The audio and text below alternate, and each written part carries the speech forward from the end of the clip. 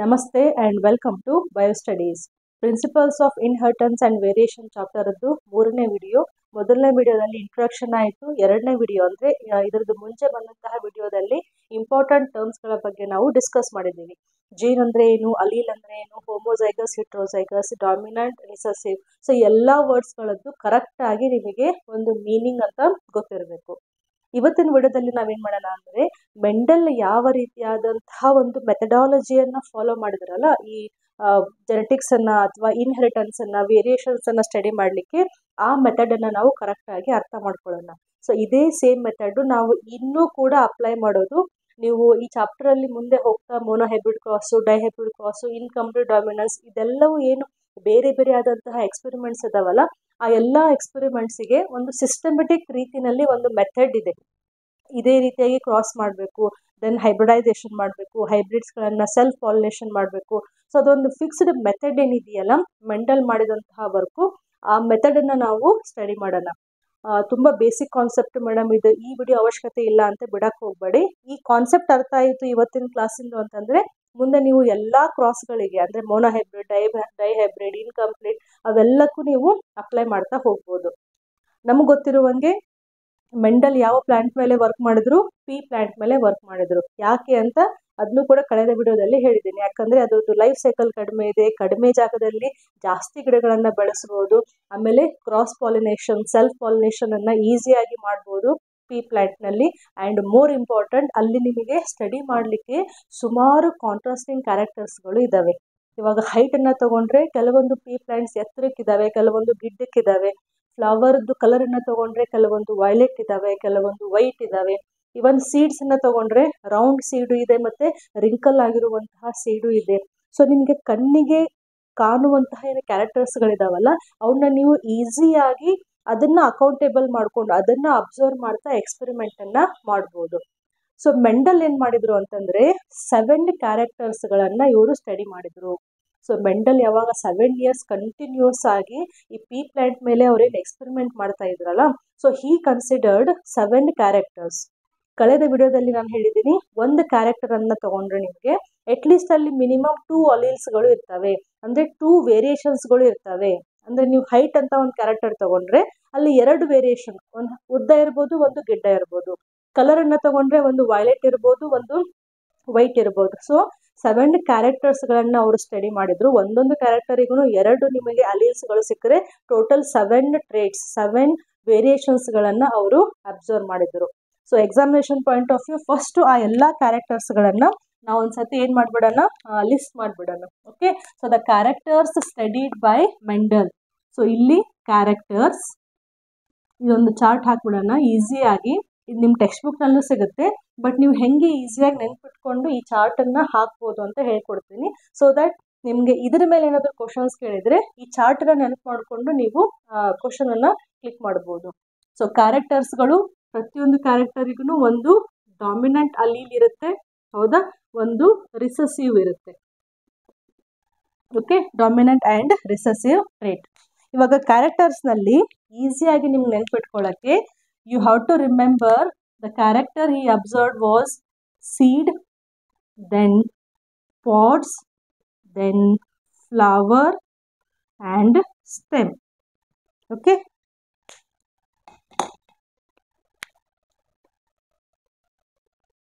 this is done. Okay, so seed ಬಗ್ಗೆ, pod ಬಗ್ಗೆ, flowers ಬಗ್ಗೆ ಮತ್ತು ಸ್ಟೆಮ್ ಬಗ್ಗೆ ಮೆಂಡಲ್ಲು ವರ್ಕ್ ಮಾಡಿದ್ರು. ಇದನ್ನ ಡಾರ್ಕ್ ಮಾಡಲಿಲ್ಲ ಅಂದ್ರೂ ಕಾಣಿಸ್ತಾ ಇದೆ ಅಂತ ಅನ್ಕೋತೀನಿ ವಿಡಿಯೋದಲ್ಲಿ. ಓಕೆ, ಜಸ್ಟ್ ಅ ಮಿನಿಟ್, ಇದನ್ನ ಬರೆದು ಬಿಡೋಣ, ಇಲ್ಲಾಂದರೆ ಇದು ಕಾಣಿಸ್ತಾ ಇಲ್ಲ ಅಂತ ನೀವು ಟೆನ್ಷನ್ ಮಾಡ್ಕೊಂಡ್ಬಿಡ್ತೀರ. So seed, pod, flower, stem ಬಗ್ಗೆ ಹೆಂಗೆ ನೆನಪಿಟ್ಕೋಬೇಕು ನೀವು ಅಂತಂದರೆ ಸೀಡದ್ದು ಕಲರು ಆ್ಯಂಡ್ ಸೀಡದ್ದು ಶೇಪ್. ಅದೇ ರೀತಿ ಪಾಡದ್ದು ಕಲರು, ಪಾಡದ್ದು ಶೇಪ್. ಓಕೆ, ಫ್ಲವರ್ದು ಕಲರು ಬಟ್ ಫ್ಲವರ್ದು ಶೇಪ್ ಅಲ್ಲ, ಫ್ಲವರ್ದು ಪೊಸಿಷನ್. ಆ್ಯಂಡ್ ಸ್ಟೆಮ್ ಒಂದೇ ಕ್ಯಾರೆಕ್ಟರು. ಓಕೆ, ಸ್ಟೆಮ್ಮದ್ದು ಹೈಟ್ ಅಂತ ನೀವು ಇಲ್ಲಿ ನೆನ್ಪಿಟ್ಕೋಬೇಕು. ಓಕೆ, ಸೊ ಟೋಟಲ್ ಆಗಿ ಎಷ್ಟು ಕ್ಯಾರೆಕ್ಟರ್ಸ್ ಆಯಿತು? 1 2 3 4 5 6 7. ಸೊ 7 ಕ್ಯಾರೆಕ್ಟರ್ಸ್ಗಳು. ಸೊ ಪ್ರತಿಯೊಂದು ಕ್ಯಾರೆಕ್ಟರ್ಸಿಗೂ ನಾವು ಡಾಮಿನೆಂಟ್ ಮತ್ತು ರಿಸೆಸಿವ್ ಯಾವಿದಾವೆ ಅಂತ ಬರಿತಾ ಹೋಗೋಣ. ಸೊ ನೀವು ಇವಾಗ ಕಲರ್ ಅನ್ನ ತಗೊಂಡ್ರೆ, ಸೀಡ್ ಕಲರ್ ಅನ್ನ ತಗೊಂಡ್ರೆ ಕೆಲವೊಂದು ಸೀಡ್ಸ್ಗಳು ಯೆಲ್ಲೋ ಆಗಿತ್ತು. ಓಕೆ, ಕೆಲವೊಂದು ಸೀಡ್ಸ್ಗಳು ಗ್ರೀನ್ ಕಲರ್ ಆಗಿತ್ತು. ಓಕೆ, ಇವು ಕ್ಯಾರೆಕ್ಟರ್ಸ್ಗಳು ಕಣ್ಣಿಗೆ ಕಾಣಿಸ್ತಾ ಇದ್ದಾವೆ. ಅದನ್ನ ಹೆಂಗೆ ಡಾಮಿನೆಂಟ್ ರೆಸೆಸಿವ್ ಅನ್ಕೊಂಡ್ರು, ಡಾಮಿನೆಂಟ್ ಜೀನು ರೆಸೆಸಿವ್ ಜೀನು ಅಲೀಲ್ಗಳನ್ನ ನಾನು ಆಲ್ರೆಡಿ ಎಕ್ಸ್ಪ್ಲೇನ್ ಮಾಡಿದ್ದೀನಿ. ಸೊ ಸೀಡ್ ಕಲರು ಎಲ್ಲೊಂದು ಇದ್ದು, ಕೆಲವೊಂದು ಗ್ರೀನ್ ಕಲರ್ ಇದ್ದು. ಸೀಡ್ ಶೇಪ್ ಅನ್ನ ತಗೊಂಡ್ರೆ ಕೆಲವೊಂದು ಸೀಡ್ಸ್ಗಳು ರೌಂಡ್ ಆಗಿದ್ವು ಪೀ ಪ್ಲಾಂಟ್ ನಲ್ಲಿ, ಕೆಲವೊಂದು ಏನಾಗಿದ್ವು ರಿಂಕಲ್ಡ್ ಆಗಿದ್ದು. ಓಕೆ, ಸೊ ನೀವು ಸೀಡ್ಸ್ ಅಂದ್ರೆ ಹೆಂಗೆ ನೆನ್ಪಿಟ್ಕೋಬೇಕು, ಜಸ್ಟ್ ರಿಮೆಂಬರ್, ನೀವು ಪೀ ಪ್ಲಾಂಟ್ ಅನ್ನ ತಗೊಂಡ್ರೆ ಈ ರೀತಿ ಆದಂತಹ ಒಂದು ಪಾಡ್ ಅಂತ ಸಿಗುತ್ತೆ ನಿಮಗೆ. ಈ ಪಾಡ್ ನಲ್ಲಿ ಏನಿರ್ತವೆ, ಸೀಡ್ಸ್ಗಳು ಇರ್ತವೆ. ಹೌದಾ, ನೀವು ಒಟಾನಿ ಕಾಳನ್ನ ಮಾರ್ಕೆಟ್ ಇಂದ ತಗೊಂಡ್ಬರ್ತೀರಲ್ಲ, ತಗೊಂಡ್ಬಂದಾಗ ಈ ರೀತಿ ನಿಮಗೆ ಪಾಡ್ಗಳು ಸಿಗ್ತವೆ. ಅದನ್ನ ಓಪನ್ ಮಾಡಿದ್ರೆ ನಿಮಗೆ ಒಟಾನಿ ಕಾಳುಗಳು ಸಿಗ್ತವೆ. ಸೊ ನಾನು ಫಸ್ಟ್ ಹೇಳಿದ್ದು ಸೀಡ್ ಬಗ್ಗೆ, ಸೆಕೆಂಡ್ ಪಾಯಿಂಟ್ ಈ ಪೂರ್ತಿ ಪಾಡ್ ಬಗ್ಗೆ. ಒಳಗಡೆ ಇರೋದು ಸೀಡು, ಹೊರಗಡೆ ಪೂರ್ತಿ ಸ್ಟ್ರಕ್ಚರ್ ಏನು ಪಾಡ್. ಸೊ ನೆಕ್ಸ್ಟ್ ಬನ್ನಿ, ಪಾಡದ್ದು ಕಲರು ಮತ್ತೆ ಪಾಡದ್ದು ಶೇಪ್. ಪಾಡ್ ಕಲರ್ ಅನ್ನ ಹೆಂಗ್ ನೆನ್ಪಿಟ್ಕೋಬೇಕು ಅಂತಂದ್ರೆ, ಇಲ್ಲಿ ಯೆಲ್ಲೋ ಗ್ರೀನ್ ಇದೆಯಲ್ಲ, ಅದನ್ನೇ ನೆಕ್ಸ್ಟ್ ಇಲ್ಲಿ ಉಲ್ಟಾ ಮಾಡ್ಬಿಡಿ, ಗ್ರೀನ್ ಯೆಲ್ಲೋ ಅಂತ ಮಾಡಿ. So green then yellow. Okay, then pod shape. Pod shape ಅನ್ನ, ಇದೇನು ಪಾಡ್ ಏನಿದೆಯಲ್ಲ ಹೊರಗಡೆ, ಇದು ಕೆಲವೊಂದ್ಸತಿ ಫುಲ್ ಆಗಿ ಇರಬಹುದು, ಕೆಲವೊಂದ್ಸತಿ ಅದು ಕನ್ಸ್ಟ್ರಿಕ್ಟೆಡ್ ಆಗಿನೂ ಇರಬಹುದು. ಅಂದ್ರೆ ಈ ನೀವು ಪಾಡ್ ಶೇಪ್ ಅನ್ನ ತಗೊಂಡ್ರೆ ಕೆಲವೊಂದ್ಸತಿ ನೀವು ಅಬ್ಸರ್ವ್ ಮಾಡ್ಬೋದು, ಮಾರ್ಕೆಟ್ ಇಂದ ತಂದಾಗ ಆ ಪಾಡ್ ಈ ರೀತಿಯಾಗಿ ಫುಲ್ ಆಗಿರುತ್ತೆ. ಓಕೆ, ಕೆಲವೊಂದ್ಸತಿ ಏನಾಗಿರುತ್ತೆ, ಈ ರೀತಿ ಕನ್ಸ್ಟ್ರಿಕ್ಟೆಡ್ ಕೂಡ ಅದು ಆಗಿರುತ್ತೆ. ಅದು ಕೂಡ ಒಂದು ಕಾಂಟ್ರಾಸ್ಟಿಂಗ್ ಕ್ಯಾರೆಕ್ಟರ್ಸ್. ನೆಕ್ಸ್ಟ್ ನೀವು ಫ್ಲವರ್ದು ಕಲರ್ಗೆ ಬನ್ನಿ. ಸೊ ಕಲರ್ ಡಾಮಿನೆಂಟ್ ಇರೋದೇನಿದೆಯಲ್ಲ, ಅದು ವೈಲೆಟ್ ಫ್ಲವರ್ ನಲ್ಲಿ ಇರುತ್ತೆ. ಅದೇ ರಿಸೆಸಿವ್ ಇತ್ತು ಅಂತಂದ್ರೆ ಅದು ವೈಟ್ ಕಲರ್ ಆಗಿರುತ್ತೆ. ಇವೆಲ್ಲವೂ ಕಣ್ಣಿಗೆ ಕಾಣುವಂತಹ ಕ್ಯಾರೆಕ್ಟರ್ಸ್ಗಳು ಪೀ ಪ್ಲಾಂಟ್ ಅಲ್ಲಿ ನಮಗೆ ಸಿಗ್ತವೆ. ಪೊಸಿಷನ್ ಅನ್ನ ತಗೊಂಡ್ರೆ, ಸೊ ಫ್ಲವರ್ ಪೊಸಿಷನ್ನು ಕೆಲವೊಂದು ಸತಿ, ಫಸ್ಟ್ ನಾನಿಲ್ಲಿ ಸ್ಟೆಮ್ ಅನ್ನ ಡ್ರಾ ಮಾಡ್ತಾ ಇದ್ದೀನಿ. ಕೆಲವೊಂದು ಫ್ಲವರ್ಸ್ಗಳು ಈ ರೀತಿ ಸ್ಟೆಮ್ಮದ್ದು ಆಕ್ಸಿಸ್ ನಲ್ಲಿ ಬೆಳೀತವೆ. ಓಕೆ, ಇದು ಫ್ಲವರ್, ಜಸ್ಟ್ ನಿಮ್ಗೆ ಗೊತ್ತಾಗ್ಲಿ ಅಂತ. ಸೊ ಇಂತಹದ್ದೇನಿದು, this is axial flower. Correct ಆಗಿ ಅರ್ಥ ಮಾಡ್ಕೋಬೇಕು. AXIAL ಆಕ್ಸಿಯಲ್ ಅಂತಂದ್ರೆ ಏನು, ಈ ಸ್ಟೆಮ್ಮದ್ದು ಮಧ್ಯದಲ್ಲಿ ಬೆಳೆದಿರುತ್ತೆ. ಓಕೆ, ಅಥವಾ ಆ ಸ್ಟೆಮ್ಮದ್ದು ಬುಡದಲ್ಲಿ ಅದು ಬೆಳೆದಿರುತ್ತೆ. ಅದೇ ನೀವು ರೆಸೆಸಿವ್ ಪ್ಲಾಂಟ್ ನಲ್ಲಿ ನೋಡಿದ್ರೆ ಈ ಫ್ಲವರ್ಸ್ಗಳು ಈ ರೀತಿ ಟರ್ಮಿನಲ್ ಆಗಿ ಬೆಳೆದಿರ್ತವೆ. So this is the terminal. Okay, and last one, stem height ಅನ್ನ ತಗೊಂಡ್ರೆ ಟಾಲ್ ಆಗಿ ಇರ್ಬೋದು ಮತ್ತೆ ಡಾರ್ಫ್ ಆಗಿ ಕೂಡ ಇರ್ಬೋದು. ಸೊ ನಾನು ಏನ್ ಹೇಳ್ತಾ ಇದ್ದೆ, ಇವಾಗ ನೋಡಿ 7 ಕ್ಯಾರೆಕ್ಟರ್ಸ್ ಇದಾವೆ. ಪ್ರತಿಯೊಂದು ಕ್ಯಾರೆಕ್ಟರ್ಸ್ಗೂ 1 ಪೇರ್ ಆಫ್ ಅಲೀಲ್ಸ್ಗಳು ಇದಾವೆ. ಸೊ ಎರಡೆರಡು ಟ್ರೇಟ್ಸ್ಗಳು ಇದಾವೆ. ಸೊ ಟೋಟಲ್ ಆಗಿ ನಮಗೆ 14 ಟ್ರೇಟ್ಸ್ಗಳು ಇಲ್ಲಿ ಸಿಕ್ವು. ಹೆಂಗೆ ನೆನ್ಪಿಟ್ಕೋಬೇಕು, seed, pod, flower, stem ಮೂರಲ್ಲೂ colour same ಇದೆ. ಕಲರ್ ಶೇಪ್, ಕಲರ್ ಫ್ಲವರ್ ಬಂದ್ರೆ ಪೊಸಿಷನ್ ಆಗಿರುತ್ತೆ. And last one is stem. ಇದು ತುಂಬಾ ಈಸಿಯಾಗಿ ನೆನ್ಪಿಟ್ಕೋಬಹುದು, ಬಿಕಾಸ್ ನಾವು ಮೋನೋಹೈಬ್ರಿಡ್ ಕ್ರಾಸ್ ನಲ್ಲಿ ಇದನ್ನ ಯೂಸ್ ಮಾಡ್ತೀವಿ, ಟಾಲ್ ಪ್ಲಾಂಟ್ ಮತ್ತೆ ಡಾರ್ಫ್ ಪ್ಲಾಂಟ್. ಪೊಸಿಷನ್ ನಿಮ್ಗೆ ಅರ್ಥ ಆಗಿದೆ ಅಂತ ಅನ್ಕೋತೀನಿ. ಸ್ಟೆಮ್ಮದ್ದು ಕೆಳಗಡೆ ಬುಡದಲ್ಲಿ ಬೆಳೆದಿದ್ರೆ ಅದು ಆಕ್ಸಿಯಲ್ ಪೊಸಿಷನ್, ಸ್ಟೆಮ್ಮದ್ದು ತುದಿಗೆ ಬೆಳೆದಿತ್ತು ಅಂದ್ರೆ ಅದು ಟರ್ಮಿನಲ್ ಪೊಸಿಷನ್. ಸೊ ಇವೆಲ್ಲ ಏನಪ್ಪಾ ಅಂತಂದ್ರೆ, ಮೆಂಡಲ್ಲು ಎಕ್ಸ್ಪೆರಿಮೆಂಟ್ ಮಾಡಬೇಕಾದ್ರೆ ತಮ್ಮ ಎಕ್ಸ್ಪೆರಿಮೆಂಟಿಗೆ ಈ ಕ್ಯಾರೆಕ್ಟರ್ಸ್ಗಳನ್ನ ಅವರು ಕನ್ಸಿಡರ್ ಮಾಡಿದ್ರು. ಅವರು ಬೆಳೆದಿರುವಂತಹ ಏನು ಪೀ ಪ್ಲಾಂಟ್ಸ್ ಇತ್ತಲ್ಲ ಗಾರ್ಡನ್ ನಲ್ಲಿ, ಅದ್ರಲ್ಲಿ ಅವ್ರು ಅಬ್ಸರ್ವ್ ಮಾಡ್ತಾ ಇದ್ರು, ಕೆಲವೊಂದು ಪ್ಲಾಂಟ್ಸ್ ನಲ್ಲಿ ವೈಟ್ ಕಲರ್ ಫ್ಲವರ್ಸ್ ಇದಾವೆ, ಕೆಲವೊಂದು ಪ್ಲಾಂಟ್ಸ್ ನಲ್ಲಿ ವೈಟ್ ಇದಾವಲ್ಲ, ಕೆಲವೊಂದು ಫ್ಲವರ್ಸು ಬುಡದಲ್ಲಿ ಬೆಳೆದಿದ್ದಾವೆ ಸ್ಟೆಮ್ಮದ್ದು ಕೆಳಗಡೆ, ಕೆಲವೊಂದು ಫ್ಲವರ್ಸು ಸ್ಟೆಮ್ ತುದಿಗೆ ಬೆಳೆದಿದ್ದಾವಲ್ಲ. ಸೊ ಇವೆಲ್ಲವೂ ಕಾಂಟ್ರಾಸ್ಟಿಂಗ್ ಕ್ಯಾರೆಕ್ಟರ್ಸ್ಗಳು, ಮೆಂಡಲ್ ಕನ್ಸಿಡರ್ ಮಾಡಿ ಎಕ್ಸ್ಪೆರಿಮೆಂಟ್ ಮಾಡಿದಂತಹ ಟ್ರೇಟ್ಸ್ಗಳು. ನೆಕ್ಸ್ಟ್ ನಾವು ಇದನ್ನ ಇಟ್ಕೊಂಡು ಹೆಂಗೆ ಮೆಂಡಲ್ ಎಕ್ಸ್ಪೆರಿಮೆಂಟ್ ಮಾಡಿದ್ರು ಅಂತ ನೋಡೋಣ. ಮೆಂಡಲ್ದ್ದು ನೀವು ಎಕ್ಸ್ಪೆರಿಮೆಂಟ್ ಕಲಿಬೇಕಾದ್ರೆ ನಿಮಗೆ ಅಲ್ಲಿ ಮೆಂಡಲ್ ಮೆಥಡ್ ಆಫ್ ಎಕ್ಸ್ಪೆರಿಮೆಂಟ್ ಓದಬೇಕಾದ್ರೆ you will get 3 main important steps, very concept. First one is, just a minute,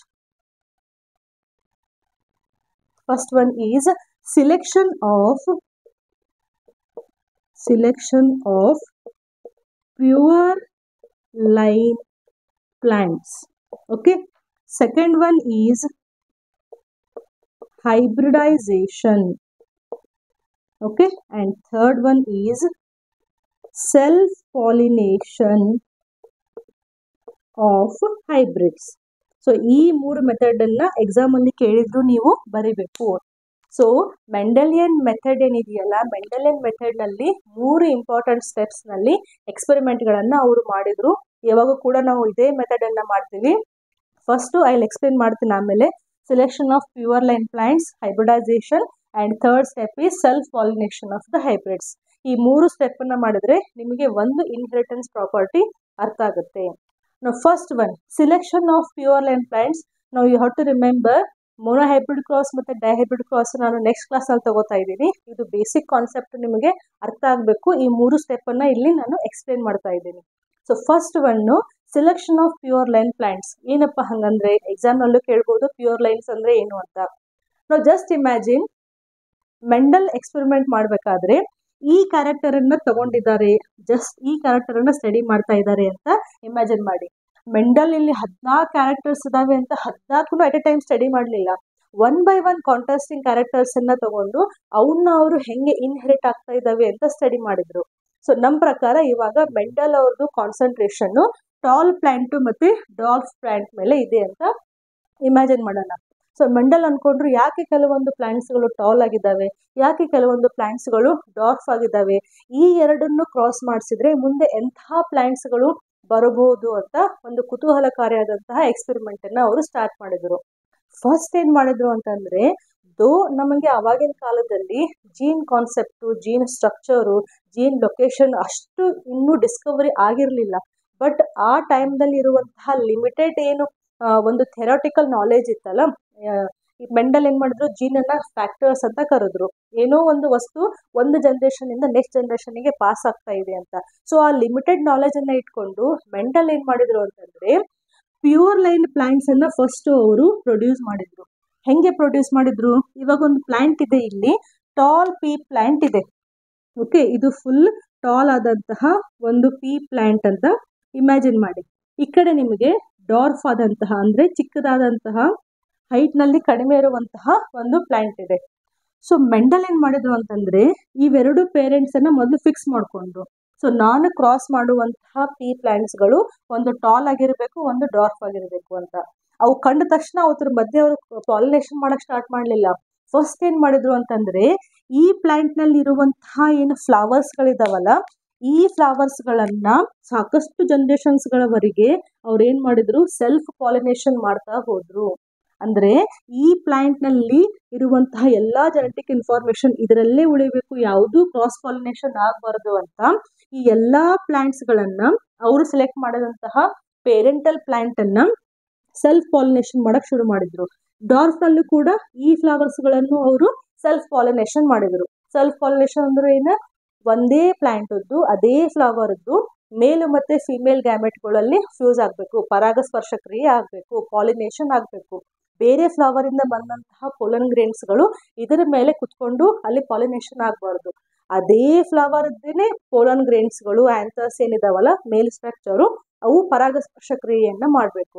so ಆ ರೀತಿಯಾಗಿ ಈ ಪ್ಲಾಂಟ್ ನಲ್ಲಿ ಸೆಲ್ಫ್ ಪಾಲಿನೇಷನ್ ಮಾಡಿದ್ರು, ಈ ಪ್ಲಾಂಟ್ ನಲ್ಲೂ ಸೆಲ್ಫ್ ಪಾಲಿನೇಷನ್ ಆಗುವಂತೆ ನೋಡ್ಕೊಂಡ್ರು.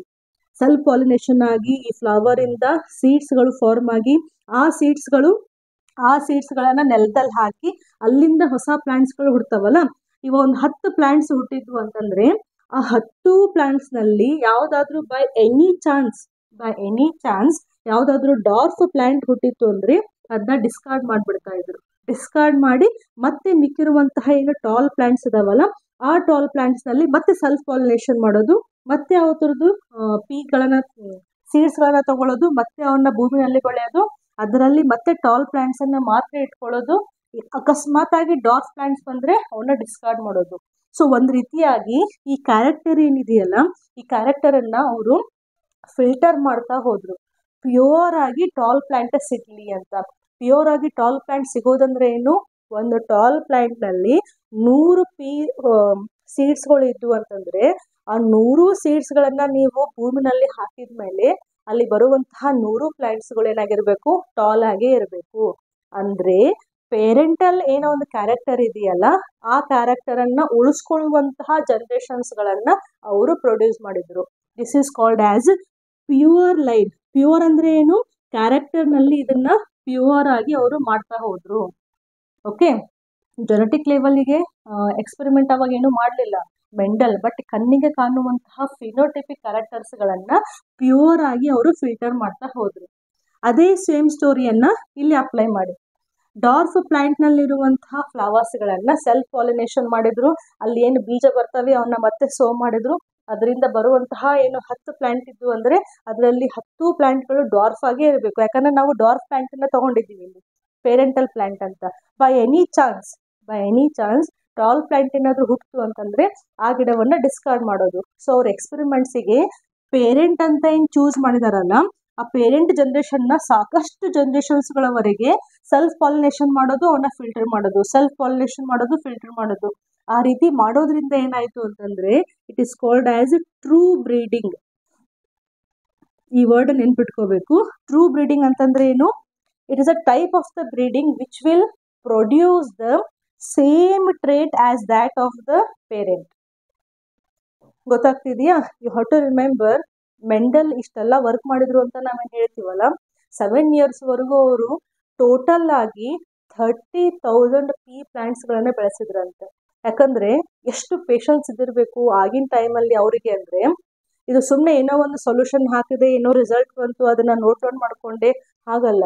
ಪ್ರತಿ ಸಲ ಅವ್ರು ಎಕ್ಸ್ಪೆರಿಮೆಂಟ್ ಮಾಡಬೇಕಾದ್ರೂ ಪಾಲಿನೇಷನ್ ಮಾಡಬೇಕು. ಪಾಲಿನೇಷನ್ ಆದಮೇಲೆ ಪಾಲಿನೇಷನ್ ಆದ ತಕ್ಷಣ ನೆಕ್ಸ್ಟ್ ಏನೇ ಬೀಜ ಹುಟ್ಟಲ್ಲ ಅಲ್ಲ, ಆ ಪಾಲಿನೇಷನ್ ಆದಮೇಲೆ ಫ್ಲವರ್ ಇರೋದು ಬೀಜ ಆಗಬೇಕು, ಸೀಡ್ ಆಗಬೇಕು, ಸೀಡ್ ಹೊರಗಡೆ ಪಾಡ್ ಆಗಬೇಕು, ಆ ಸೀಡನ್ನು ತೊಗೊಂಡು ಮತ್ತೆ ನೆಲದಲ್ಲಿ ಅದನ್ನ ಅಗಿಬೇಕು, ಅಲ್ಲಿಂದ ಒಂದು ಗಿಡ ಹುಟ್ಟಬೇಕು, ಆ ಗಿಡವನ್ನು ಸ್ಟಡಿ ಮಾಡಬೇಕು.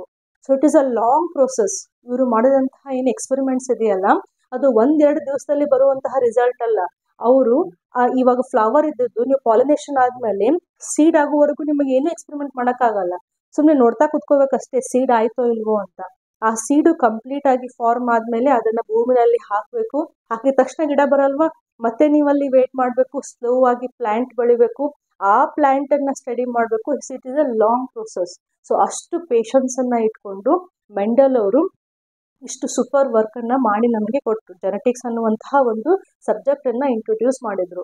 ಸೊ ನಾವಿಲ್ಲಿ ಹೆಂಗೆ ಕಲಿತಾ ಇದ್ವಿ, ಈ ಪ್ಲ್ಯಾಂಟ್ಗಳನ್ನು ಅವರು ಪ್ಯೂರ್ ಮಾಡಲಿಕ್ಕೆ ಜೆನೆಟಿಕ್ ಲೆವೆಲಿಗೆ ಅದು ಪ್ಯೂರ್ ಆಗಿರಲಿ, ಅಲ್ಲಿ ಯಾವುದೂ ಕ್ಯಾರೆಕ್ಟರದ್ದು ಅಲ್ಲಿ ಅಪ್ಪಿತಪ್ಪಿನೂ ಇರಬಾರ್ದು ಅಂತ ಅಷ್ಟು ಜನ್ರೇಷನ್ಸ್ವರೆಗೂ ಅವ್ರದ್ದನ್ನು ಎಕ್ಸ್ಪೆರಿಮೆಂಟೇ ಸ್ಟಾರ್ಟ್ ಆಗಿಲ್ಲ. ಎಕ್ಸ್ಪೆರಿಮೆಂಟಿಗೆ ಬೇಕಾದಂತಹ ಪೇರೆಂಟ್ ಪ್ಲಾಂಟ್ಸ್ಗಳನ್ನು ಫಸ್ಟ್ ಅವರು ಪ್ಯೂರ್ ಮಾಡಿಕೊಂಡ್ರು. ಹೆಂಗೆ ಪ್ಯೂರ್ ಮಾಡಿಕೊಂಡ್ರು? ಕಣ್ಣಿಗೆ ಕಾಣುವಂತಹ ಫಿನೋಟಿಪಿಕ್ ಕ್ಯಾರೆಕ್ಟರ್ಸ್ಗಳನ್ನು ಕಾನ್ಸಂಟ್ರೇಟ್ ಮಾಡ್ತಾ ಅವರು ಪ್ಯೂರ್ ಮಾಡಿದ್ರು. So that is called as a true breeding. So ಒಂದು 10 ಜನ್ರೇಷನ್ಸ್ವರೆಗೂ ಈ ಎಲ್ಲ ಪ್ಲಾಂಟ್ಸ್ಗಳನ್ನು ಸೆಲ್ಫ್ ಪಾಲಿನೇಷನ್ ಮಾಡ್ತಾ ಮಾಡ್ತಾ ಮಾಡ್ತಾ ಲಾಸ್ಟಿಗೆ ಅವರು ಟಾಲ್ ಪ್ಲ್ಯಾಂಟನ್ನು ಸೆಲೆಕ್ಟ್ ಮಾಡಿಕೊಂಡ್ರು. ಅಸ್ಯೂಮಿಂಗ್ ದ್ಯಾಟ್ ನಾನು ಸೆಲೆಕ್ಟ್ ಮಾಡಿದಂತಹ ಟಾಲ್ ಪ್ಲ್ಯಾಂಟು ಹಿಂದ್ಗಡೆ ಇಷ್ಟು ಜನ್ರೇಷನ್ಸ್ ಸೆಲ್ಫ್ ಪಾಲಿನೇಷನ್ ಆಗಿ ಈ ಕ್ಯಾರೆಕ್ಟರು ಪ್ಯೂರ್ ಆಗಿದೆ. ಜೆನೆಟಿಕ್ಸ್ ಜೀನ್ಸ್ ಎಲ್ಲಿರುತ್ತೆ ಅಂತ ಗೊತ್ತಿರಲಾರ್ದ ಟೈಮ್ನಲ್ಲಿ ಮೆಂಡಲಿಗೆ ಒಂದು ಥಾಟ್ ಇತ್ತು. ಏನು ಥಾಟ್ ಇತ್ತು? ಹೊರಗಡೆ ಕಾಣುವಂತಹ ಕ್ಯಾರೆಕ್ಟರ್ಸ್ಗಳು ನನಗೆ ಎಷ್ಟೇ ಪ್ಯೂರ್ ಆಗಿದ್ರು ಜೆನೆಟಿಕ್ ಲೆವೆಲ್ಲಿಗೂ ಅವು ಪ್ಯೂರ್ ಆಗಿರಬೇಕು, ಅಲ್ಲಿ ನಿಮಗೆ ಹೆಟರೋಜೈಗಸ್ ಅಲೀಲ್ಸ್ಗಳು ಇರಬಾರ್ದು ಅನ್ನುವಂತಹ ಒಂದು ಕಾನ್ಸೆಪ್ಟು ಮೆಂಡಲ್ ಅವರಿಗೆ ಆವಾಗಲೇ ತಿಳಿದಿತ್ತು. ಓಕೆ, ಸೊ ಪ್ಯೂರ್ ಪ್ಲಾಂಟ್ಸ್ಗಳನ್ನು ಅವರು ಸೆಲ್ಫ್ ಪಾಲಿನೇಷನ್ ಮಾಡ್ತಾ ಪ್ಯೂರ್ ಲೈನ್ ಆಫ್ ಪೇರೆಂಟ್ಸನ್ನು ತೊಗೊಂಡು ಬಂದರು. ಸೊ ತೊಗೊಂಡು ಬಂದಮೇಲೆ ಸೊ ಟಾಲ್ ಮತ್ತು ಡಾರ್ಫ್ ಅಂತೂ ಫಿಕ್ಸ್ ಇವಾಗ. ಸೊ ಜಸ್ಟ್ ಇಮ್ಯಾಜಿನ್, ಇದು ಒಂದು ಟಾಲ್ ಪ್ಲ್ಯಾಂಟ್ ಇದೆ, ಇದು ಒಂದು ಡಾರ್ಫ್ ಪ್ಲ್ಯಾಂಟ್ ಇದೆ ಅಂತ ಇಮ್ಯಾಜಿನ್ ಮಾಡಿ. ಇವಾಗ ಏನು ಮಾಡಿದ್ರು, ಇದು ಟಾಲ್ ಪ್ಲ್ಯಾಂಟು, ಇದು ಡಾರ್ಫ್ ಪ್ಲ್ಯಾಂಟ್. ಓಕೆ, ಇದನ್ನು ಇವೆರಡನ್ನು ಕ್ರಾಸ್ ಮಾಡಬೇಕು. ಸೊ ಕ್ರಾಸ್ ಪಾಲಿನೇಷನ್ ಮಾಡಬೇಕು ಅಂದರೆ ಏನು? ನಾವು ಯಾವ ಪಾರ್ಟ್ ಮೇಲೆ ಕಾನ್ಸಂಟ್ರೇಟ್ ಮಾಡಬೇಕು? ಫ್ಲವರ್ಸ್ಗಳ ಮೇಲೆ ಕಾನ್ಸಂಟ್ರೇಟ್ ಮಾಡಬೇಕು. ಮೈ ಹಂಬಲ್ ರಿಕ್ವೆಸ್ಟ್, ಕಾನ್ಸೆಪ್ಟನ್ನು ಕರೆಕ್ಟಾಗಿ ಅರ್ಥ ಮಾಡ್ಕೊಳ್ಳಿ. ಸುಮ್ಮನೆ ಎಕ್ಸಾಮಿನೇಷನ್ ಪಾಯಿಂಟ್ ಆಫ್ ವ್ಯೂ ಓದಬೇಡಿ, ಆ್ಯಕ್ಚುಲ್ ಆಗಿ ಅವ್ರು ಏನು ಮಾಡಿದ್ರು ಅಂತ ಅರ್ಥ ಮಾಡ್ಕೊಳ್ಳಿ. ಅಂದರೆ ನಿಮಗೆ ಕಾನ್ಸೆಪ್ಟ್ ಇಂಟ್ರೆಸ್ಟ್ ಬಂದು ಕಾನ್ಸೆಪ್ಟ್ಗಳು ಅರ್ಥ ಆಗ್ತವೆ. ಸೊ ನೆಕ್ಸ್ಟ್ ನಾವು ರಿಪ್ರೊಡಕ್ಷನಿಗೆ ಬಂದರೆ ಪ್ಲಾಂಟ್ಸ್ನಲ್ಲಿ ಫ್ಲವರ್ಸ್ಗಳ ಮೇಲೆ ನಾವು ಕಾನ್ಸಂಟ್ರೇಟ್ ಮಾಡಬೇಕು. So imagine this is a flower. Flower ಪೊಸಿಷನಲ್ಲಿದೆ, ತಲೆ ಕೆಡಿಸ್ಕೊಬೇಡಿ, ಯಾಕಂದರೆ ಅದು ಬೇರೆ ಕಾಂಟ್ರಾಸ್ಟಿಂಗ್ ಕ್ಯಾರೆಕ್ಟರ್ಸ್ ಆಯಿತು. ಬಟ್ ಮೆಂಡಲದ ಕಾನ್ಸಂಟ್ರೇಷನ್ ಇರೋದು ಇವಾಗ ಹೈಟ್ ಮೇಲೆ ಮಾತ್ರ. ಸೊ ಇಲ್ಲೂ ಒಂದು ಟಾಲ್ ಪ್ಲಾಂಟ್ ನಲ್ಲಿ ಫ್ಲವರ್ ಇದೆ, ಇಲ್ಲೂ ಒಂದು ಟಾಲ್ ಪ್ಲಾಂಟ್ ನಲ್ಲಿ ಫ್ಲವರ್ ಇದೆ. ಇಮ್ಯಾಜಿನ್, ಇದು ಫೀಮೇಲ್ ರಿಪ್ರೊಡಕ್ಟಿವ್ ಸ್ಟ್ರಕ್ಚರ್ ಪ್ಲಾಂಟ್ ನಲ್ಲಿ. ಓಕೆ, ನಾವೇನ್ ಗೈನೋಶಿಯಂ ಅಂತ ಹೇಳ್ತೀವಿ. And this is a male reproductive structure, that is anthers. Okay, now just imagine, ಇಲ್ಲಿಯೂ ಒಂದು ಫ್ಲವರ್ ಇದೆ, ಇಲ್ಲಿಯೂ ಒಂದು ಫ್ಲವರ್ ಇದೆ. ಪೀ ಪ್ಲಾಂಟ್ ನಲ್ಲಿ ನಮಗೆ ಬೈಸೆಕ್ಷುವಲ್ ಫ್ಲವರ್ ಸಿಗ್ತವೆ. ಒಂದೇ ಫ್ಲವರ್ ನಲ್ಲಿ ಮೇಲ್ ಮತ್ತೆ ಫಿಮೇಲ್ ಪಾರ್ಟ್ಸ್ ಗಳು ಇರ್ತವೆ. ಮೆಂಡಲ್ ಏನ್ ಮಾಡಿದ್ರು ಅಂತಂದ್ರೆ, ಇವೆರಡು ಪ್ಲಾಂಟ್ಸ್ ಗಳನ್ನ ನಾನು ಪರಾಗಸ್ಪರ್ಶ ಕ್ರಿಯೆ ಮಾಡ್ಲಿಕ್ಕೆ ಬಿಡಬೇಕು, ಅಂದ್ರೆ ಪಾಲಿನೇಷನ್ ಆಗ್ಲಿಕ್ಕೆ ಬಿಡಬೇಕು. ಸೊ ನಾವು ಇಲ್ಲಿ ಏನ್ ಮಾಡಿದ್ವಿ, ಸೆಲ್ಫ್ ಪಾಲಿನೇಷನ್ ಮಾಡಕ್ ಬಿಟ್ಟಿದ್ವಿ. ಇದೇ ಆಂಥರು ಇದೇ ಫಿಮೇಲ್ ಪಾರ್ಟ್ ಅನ್ನ ಪಾಲಿನೇಷನ್ ಮಾಡಬೇಕು. ಬಟ್ ನಮಗೇನಿದೆ ಇವಾಗ, ಕ್ರಾಸ್ ಪಾಲಿನೇಷನ್ ಆಗ್ಬೇಕಾಗಿದೆ. ಅಂದ್ರೆ ಇಲ್ಲಿರುವಂತಹ ರಿಪ್ರೊಡಕ್ಟಿವ್ ಸ್ಟ್ರಕ್ಚರು, ಇಲ್ಲಿರುವಂತಹ ರಿಪ್ರೊಡಕ್ಟಿವ್ ಸ್ಟ್ರಕ್ಚರ್ ಮಧ್ಯೆ ನಾವು ಕ್ರಾಸ್ ಪಾಲಿನೇಷನ್ ಪರಾಗಸ್ಪರ್ಶ ಕ್ರಿಯೆಯನ್ನ ಮಾಡಿಸ್ಬೇಕು. ಹೆಂಗೆ ಮಾಡೋದು ಪ್ಲಾಂಟ್ಸ್ ನಲ್ಲಿ? ಮೆಂಡಲ್ ಏನ್ ಮಾಡಿದ್ರು ಅಂತಂದ್ರೆ, ಈ ಫ್ಲವರ್ ನಲ್ಲಿ ಇರುವಂತಹ ಏನು ಮೇಲ್ ಆಂಥರ್ಸ್ ಗಳಿದಾವಲ್ಲ, ಈ ಆಂಥರ್ಸ್ ಗಳನ್ನ ಅವರು ಕಟ್ ಮಾಡಿದ್ರು. ಸೊ ಇಲ್ಲಿರುವಂತಹ ಎಲ್ಲಾ ಆಂಥರ್ಸ್ ಗಳನ್ನ ಈ ರೀತಿ ಕಟ್ ಮಾಡಿ ತೆಗೆದ್ರು. Okay, and this process we call it as a emasculation. What is emasculation? Removal of anthers from a flower is called as a emasculation. So just ಇವಾಗ ಈ ಫ್ಲವರ್ ಅನ್ನ ನೀವು ಅಬ್ಸರ್ವ್ ಮಾಡಿ. ಮೇಲ್ ಪಾರ್ಟ್ಸ್ ಇಲ್ಲ ಅಂತಂದ್ರೆ ಇದು ಒಂದು ಫಿಮೇಲ್ ಫ್ಲವರ್ ಆಯ್ತು ಇವಾಗ. ಯಾಕಂದ್ರೆ ಫಿಮೇಲ್ ಪಾರ್ಟ್ ಮಾತ್ರ ಇದೆ, ಫಿಮೇಲ್ ಸ್ಟ್ರಕ್ಚರ್ ಮಾತ್ರ ಇದೆ. ಸೊ ಹೆಂಗೆ ಮಾಡಿದ್ವಿ? ಇಮ್ಯಾಸ್ಕುಲೇಷನ್ ಮಾಡಿದ್ವಿ.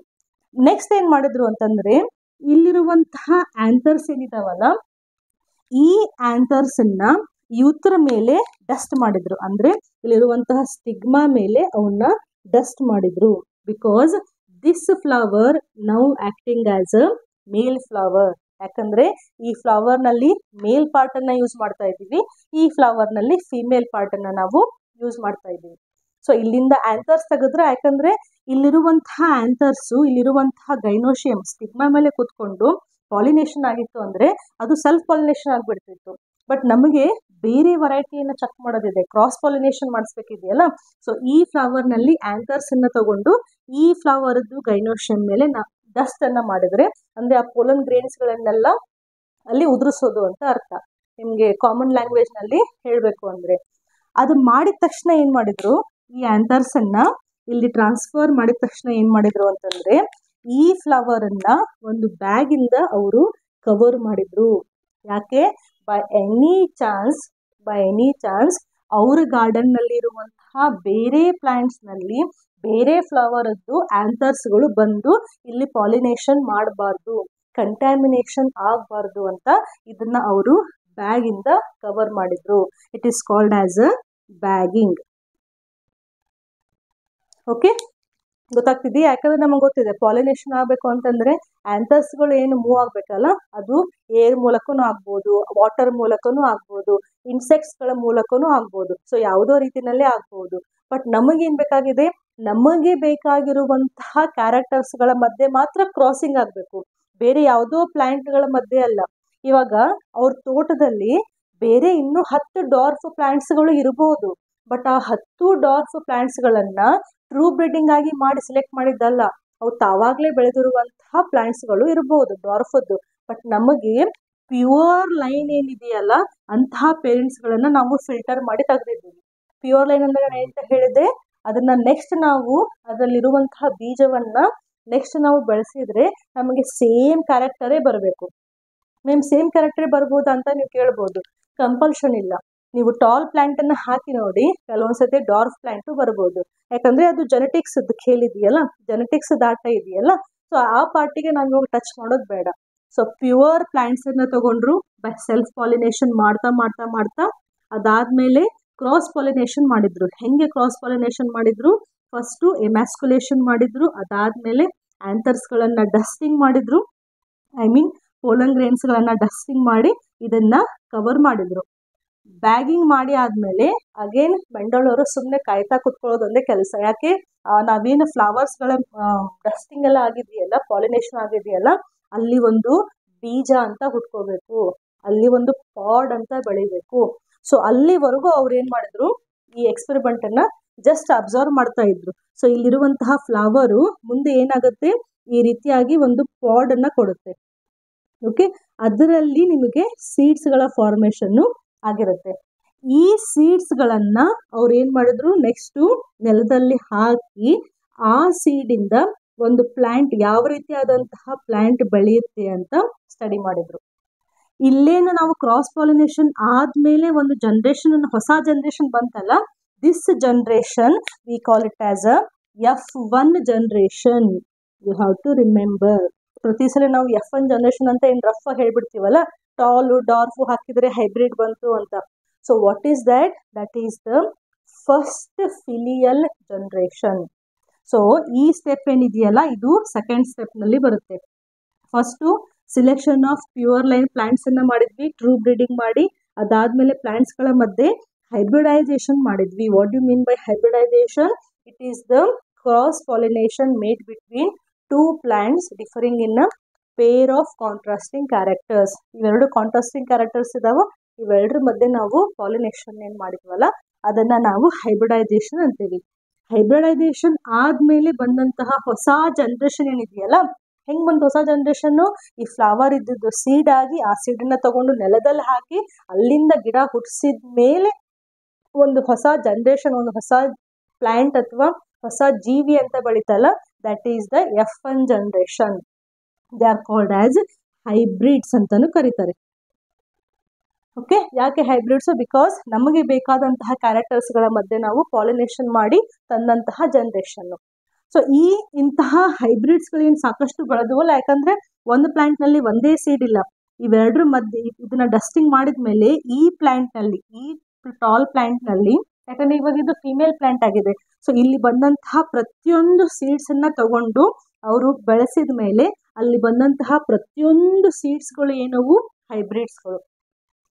ಆ ಸೀಡ್ಸ್ ಗಳನ್ನ ನೆಕ್ಸ್ಟ್ ಅವರು ಏನ್ ಮಾಡಿದ್ರು ಅಂತಂದ್ರೆ ಸೆಲ್ಫ್ ಪಾಲಿನೇಷನ್ ಮಾಡ್ಲಿಕ್ಕೆ ಬಿಟ್ರು. ಅಂದ್ರೆ ಈ ಪ್ಲಾಂಟ್ಸ್ ನಲ್ಲಿ ಸ್ಲೋ ಆಗಿ ಒಂದು ಫ್ಲವರ್ ಹುಡ್ಕೋಬೇಕಾ, ಸೊ ಆ ಫ್ಲವರ್ಸ್ ಗಳನ್ನ ಮತ್ತೆ ಸೆಲ್ಫ್ ಪಾಲಿನೇಷನ್ ಆಗ್ಲಿಕ್ಕೆ ಬಿಡಬೇಕು. ಅಂದ್ರೆ ಮತ್ತೆ ನೀವು ಬ್ಯಾಗಿಂಗ್ ಕವರ್ ಮಾಡಿ ಅಲ್ಲಿರುವಂತಹ ಮೇಲ್ ಮತ್ತೆ ಫಿಮೇಲ್ ರಿಪ್ರೊಡಕ್ಟಿವ್ ಸ್ಟ್ರಕ್ಚರ್ಸ್ ಪಾಲಿನೇಷನ್ ಆಗ್ಬೇಕು, ಮತ್ತೆ ಝೈಗೋಟ್ ಹುಟ್ಟಿ ಸೀಡ್ ಆಗ್ಬೇಕು. ಆ ಸೀಡನ್ನ ಮತ್ತೆ ನೆಲದ ಒಳಗಡೆ ಹಾಕಿ ಗಿಡವನ್ನ ಬೆಳೆಸ್ಬೇಕು. ಆ ಜನರೇಷನ್ ಏನಿದೆಯಲ್ಲ, that is called as F2 generation. Okay, so now the concentration is on the F2 generation. So ಈ F2 ಜನರೇಷನ್ ಅಲ್ಲಿ ಯಾವ ರೀತಿಯಾದಂತಹ ಪ್ಲಾಂಟ್ಸ್ ಗಳು ಬಂದವು? ಟಾಲ್ ಬಂದವು, ಡಾರ್ಫ್ ಬಂದವು, ಅಥವಾ ಈ ಕಡೆ ಟಾಲು ಅಲ್ಲ ಈ ಕಡೆ ಡಾರ್ಫು ಅಲ್ಲ, ಇನ್ ಬಿಟ್ವೀನ್ ಹೈಟ್ ನಲ್ಲಿ ಇರುವಂತಹ ಪ್ಲಾಂಟ್ಸ್ ಗಳು ಬಂದವು. ಅದನ್ನ ಸ್ಟಡಿ ಮಾಡಬೇಕು. ಸೊ ಇದು 3 ಸ್ಟೆಪ್ ಆದ್ರೆ ಒಂದು ಎಕ್ಸ್ಪೆರಿಮೆಂಟಲ್ ಸ್ಟೆಪ್ ಆದಂಗೆ ಮೆಂಡಲ್ ಪ್ರಕಾರ. ಸೊ ಈ ರೀತಿಯಾಗಿ ಅವರು ಎಕ್ಸ್ಪೆರಿಮೆಂಟ್ಸ್ ಗಳನ್ನ ಮಾಡ್ತಾ ಹೋದ್ರು. ಗೊತ್ತಾಗ್ತಿದೆಯಾ? ಅದಕ್ಕೆ ಯಾಕೆ ಮಹಾನ್ ಅಂತ ಅನ್ಸುತ್ತೆ ಮೆಂಡಲ್ ಅವ್ರನ್ನ ಕಂಡ್ರೆ ಅಂದ್ರೆ, ಬಿಕಾಸ್ ಎಕ್ಸ್ಪೆರಿಮೆಂಟ್ಸ್ ಅನ್ನ ನಾವು ಇವಾಗ ಫಿಸಿಕ್ಸ್ ಎಕ್ಸ್ಪೆರಿಮೆಂಟ್ಸು, ಕೆಮಿಸ್ಟ್ರಿ ಎಕ್ಸ್ಪೆರಿಮೆಂಟ್ಸು, ಇವನ್ ನಾವು ಬಯಾಲಜಿನಲ್ಲಿ ಕೆಲವೊಂದು ಎಕ್ಸ್ಪೆರಿಮೆಂಟ್ಸ್ ಗಳನ್ನ ಮಾಡ್ಬೇಕಾದ್ರೆ ಕ್ವಿಕ್ ಆಗಿ ನಮ್ಗೆ ರಿಸಲ್ಟ್ ಸಿಗುತ್ತೆ. ಆ ರಿಸಲ್ಟ್ ಅನ್ನ ನೋಟ್ ಡೌನ್ ಮಾಡ್ತೀವಿ. ಆ ಕ್ವಿಕ್ ಆಗಿ ರಿಸಲ್ಟ್ ಬರೋದು 1 ಸೆಕೆಂಡ್ ಲೇಟ್ ಆದ್ರೂ ನಮ್ಗೆ ಎಕ್ಸ್ಪೆರಿಮೆಂಟ್ ಮಾಡ್ತಾ ಎಷ್ಟೊಂದು ಡಿಸ್ಟರ್ಬೆನ್ಸ್ ಆಗುತ್ತಲ್ಲ, ಎಷ್ಟೊಂದು ಇರಿಟೇಟ್ ಆಗುತ್ತಲ್ಲ, ಅಯ್ಯೋ ರಿಸಲ್ಟೇ ಬರ್ತಾ ಇಲ್ಲ, ಏನ್ ನೋಟ್ ಡೌನ್ ಮಾಡ್ಬೇಕು, ಏನ್ ತೋರಿಸ್ಬೇಕು ಎಕ್ಸಾಮ್ ನಲ್ಲಿ ಅಂತ. ಬಟ್ ಮೆಂಡಲ್ ಅವರು ಎಕ್ಸ್ಪೆರಿಮೆಂಟ್ ಮಾಡಿದ್ಮೇಲೆ ಕ್ರಾಸ್ ಪಾಲಿನೇಷನ್ ಏನೋ ಮಾಡ್ಬಿಟ್ಟಿದ್ದಾರೆ. ನೆಕ್ಸ್ಟ್ ಬರುವಂತಹ ಬೀಜಗಳಿಂದ ಎಂತಹ ಗಿಡ ಹುಟ್ಟಬೇಕು ಅಂತಂದ್ರೆ ಅಷ್ಟು ಟೈಮ್ ವರೆಗೂ ಅವ್ರು ವೇಟ್ ಮಾಡಬೇಕು. Okay, so really great. ಅಷ್ಟು ಟೈಮ್ ಆದ್ಮೇಲೆ ಆ ಪ್ಲಾಂಟ್ ಹುಟ್ಟಿದ್ಮೇಲೆ ಅದನ್ನ ಆಮೇಲೆ ಸ್ಟಡಿ ಮಾಡಬೇಕು. ಸೊ ಟೋಟಲ್ ಆಗಿ ನಮಗೆ ಇಲ್ಲಿ 2 ಜನರೇಷನ್ಸ್ಗಳು ಬಂದು, ಮೊದಲನೇದು F1 ಜನರೇಷನ್ ಪ್ಲಾಂಟ್ಸ್ ಗಳನ್ನ ಸೆಲ್ಫ್ ಪಾಲಿನೇಷನ್ ಮಾಡಕ್ ಬಿಡಬೇಕು. ಅಲ್ಲಿಂದ ಹುಟ್ಟಿದಂತಹ ಬೀಜವನ್ನ ಮತ್ತೆ ನಾವು ಬೆಳೆಸಿದ ಮೇಲೆ ಬಂದಂತಹ generation F2 generation. So F2 generation ವರೆಗೂ ನೀವು ಬಂದ್ರಿ ಅಂತಂದ್ರೆ ಕ್ಯಾರೆಕ್ಟರ್ಸ್ಗಳು ಹೆಂಗೆ ಮೂವ್ ಆಗಿದಾವೆ ಅಂತ ಸ್ಟಡಿ ಮಾಡ್ಬೋದು. ಮ್ಯಾಮ್ ಯಾಕೆ ಹಿಂಗೆ ಮಾಡಿದ್ರು ಮೆಂಡಲ್? ಬಿಕಾಸ್ ಯಾವುದೇ ಒಂದು ಕ್ಯಾರೆಕ್ಟರ್ ಅನ್ನ ಸ್ಟಡಿ ಮಾಡ್ಬೇಕಾದ್ರೆ ಆ ಕ್ಯಾರೆಕ್ಟರು ಜನರೇಷನ್ ಟು ಜನರೇಷನ್ ಹೆಂಗೆ ಮೂವ್ ಆಗ್ತಾ ಇದೆ ಅಂತ ಅವ್ರಿಗೆ ಕಂಡು ಹಿಡಿಬೇಕಿತ್ತು. ಜಸ್ಟ್ ಒಂದೇ ಜನರೇಷನ್ ಅಲ್ಲಿ ನಮಗೇನು ಗೊತ್ತಾಗಲ್ಲ, ಯಾಕಂದ್ರೆ ನೆಕ್ಸ್ಟ್ ಜನರೇಷನ್ ಅಲ್ಲಿ, ವೆರಿ ನೆಕ್ಸ್ಟ್ ಜನರೇಷನ್ ಅಲ್ಲಿ ಏನ್ ಬೇಕಾದ್ರೂ ಆಗ್ಬೋದು. ಬಟ್ ಅದರ್ ನೆಕ್ಸ್ಟ್ ಜನರೇಷನ್ಗೆ ಹೆಂಗೆ ಯಾವ ಜೀನ್ಸ್ಗಳು ಫಾರ್ಮ್ ಆಗಿದಾವೆ, ಯಾವ ಜೀನ್ಸ್ಗಳು ಪಾಸ್ ಆಗಿದಾವೆ. ಇವಾಗ ನಾವು ಅಂತೀವಲ್ಲ, ಕೆಲವೊಂದು ಕ್ಯಾರೆಕ್ಟರ್ಸ್ಗಳು ಅವ್ರ ರಾಜ್ಯದಲ್ಲಿ ಇತ್ತು ಅಥವಾ ಅವ್ರ ಅಜ್ಜಿ ಕಡೆ ಇತ್ತು ಅಂತ. ಸೊ ಅಜ್ಜಿಯಿಂದ ಅಪ್ಪ ಅಮ್ಮಯಿಂದ ನಮಗೆ, ಸೊ 3 ಜನರೇಷನ್ಸ್ ಆಯ್ತು ಹಂಗೆ ನೋಡಿದರೆ. ಸೊ ಕರೆಕ್ಟ್ ಆಗಿ ಜೀನು ಹೆಂಗೆ ಪಾಸ್ ಆಗಿದೆ ಅಂತ ನಮಗೆ ಸ್ಟಡಿ ಮಾಡಲಿಕ್ಕೆ ಮಿನಿಮಮ್ F2 ಜನರೇಷನ್ ವರೆಗೂ ನಾವು ಎಕ್ಸ್ಪೆರಿಮೆಂಟು ಮಾಡಲೇಬೇಕು. ಓಕೆ, ಸೊ ಟಾಲ್ ಡಾರ್ಫ್ ಅನ್ನ ತಗೊಂಡು ಏನಾದರೂ ಎಕ್ಸ್ಪೆರಿಮೆಂಟ್ ಮಾಡಿದ್ರೆ F1 ನಲ್ಲಿ ಯಾವ ರೀತಿಯಾದಂತಹ ಪ್ಲಾಂಟ್ಸ್ಗಳು ಬಂದು, ಈ F1 ಅನ್ನ ಮತ್ತೆ ಸೆಲ್ಫ್ ಪಾಲಿನೇಷನ್ ಮಾಡಿದ್ರೆ F2 ನಲ್ಲಿ ಎಂತಹ ಪ್ಲಾಂಟ್ಸ್ಗಳು ಬಂದು. ಸೊ ಒಂದು ರೀತಿಯಾದಂತಹ ಏನು ಮೆಥಡ್ ಇದೆಯೋ, ಒಂದು ರೂಟ್ ಇದೆಯಲ್ಲ gene generation to generation pass ಆಗೋದು, ಅದನ್ನ ಮೆಂಡಲ್ಲು ವರ್ಕ್ ಮಾಡಿದ್ರು.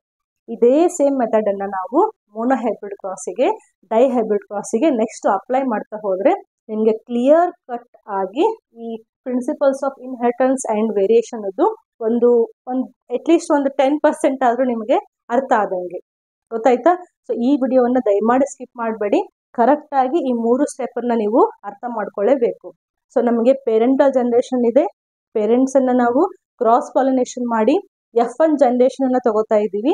F1 ಜನರೇಷನ್ ಅನ್ನ ಕ್ರಾಸ್ ಪಾಲಿನೇಷನ್ ಮಾಡಿ F2 ಜನರೇಷನ್ ಅನ್ನ ನಾವು ಸ್ಟಡಿ ಮಾಡ್ತಾ ಇದ್ದೀವಿ. F2 ದಲ್ಲಿ ಬರುವಂತಹ ಜನರೇಷನ್ಗೆ ಸ್ಟ್ಯಾಟಿಸ್ಟಿಕಲ್ ಮೆಥಡ್ ಅನ್ನ ಅಪ್ಲೈ ಮಾಡಿ ಕೆಲವೊಂದು ಕನ್ಕ್ಲೂಷನ್ಸ್ ಗಳನ್ನ ಮೆಂಡಲ್ ಅವರು ಕೊಟ್ಟರು. ಕೆಲವೊಂದು ಲಾಸ್ ಗಳನ್ನ, ಲಾ ಆಫ್ ಇನ್ಹೆರಿಟನ್ಸ್ ಅನ್ನ ಮೆಂಡಲ್ ಅವರು ಪ್ರಪೋಸ್ ಮಾಡಿದ್ರು. ಅದೆಲ್ಲವನ್ನ ನಾವು ನೆಕ್ಸ್ಟ್ ವಿಡಿಯೋದಲ್ಲಿ ಓದೋಣಂತೆ. ಈ ವಿಡಿಯೋದು ನಾನು ನೋಟ್ಸ್ ಅನ್ನ ಹಾಕ್ತಾ ಇಲ್ಲ, ಯಾಕಂದ್ರೆ ಕಂಪ್ಲೀಟ್ ಆಗಿ ಚಾಪ್ಟರ್ ಮುಗಿದ್ಮೇಲೆ ಒಂದೇ ಸತಿ ಪೂರ್ತಿ ಚಾಪ್ಟರ್ ಹ್ಯಾಂಡ್ ರಿಟನ್ ನೋಟ್ಸ್ ಏನಿದೆ ಅದನ್ನ ಕೊಟ್ಬಿಡ್ತೇನೆ. ಪ್ರತಿ ಸತಿ ನಾನು ಅದೇ ಕ್ಲಾಸಿಂದು ಅಲ್ಲೇ ಕೊಡ್ತಾ ಇದ್ದೆ, ಅದು ತುಂಬಾ ಚಿಕ್ಕದಾಗಿ ನೋಟ್ಸ್ ಇತ್ತಲ್ಲ. ಸೊ ಒಂದ್ಸತಿ ಚಾಪ್ಟರ್ ಮುಗಿದ್ಬಿಡ್ಲಿ, ಪ್ರತಿಯೊಂದು ಕ್ಲಾಸಿಂದು ಏನು ಹ್ಯಾಂಡ್ ರಿಟನ್ ನೋಟ್ಸ್ ಇದೆ ಅದನ್ನ ಒಂದೇ ಕಡೆ ಫೈಲ್ ಮಾಡಿ PDF ನಲ್ಲಿ ನಾನು ನಿಮಗೆ ಸೆಂಡ್ ಮಾಡ್ತೇನಂತೆ. ಸೊ ಐ ಹೋಪ್ ಈ ಕಾನ್ಸೆಪ್ಟ್ ಅರ್ಥ ಆಗಿದೆ ಅಂತ ಅನ್ಕೋತೀನಿ. Will see you in the next video. Thank you for watching.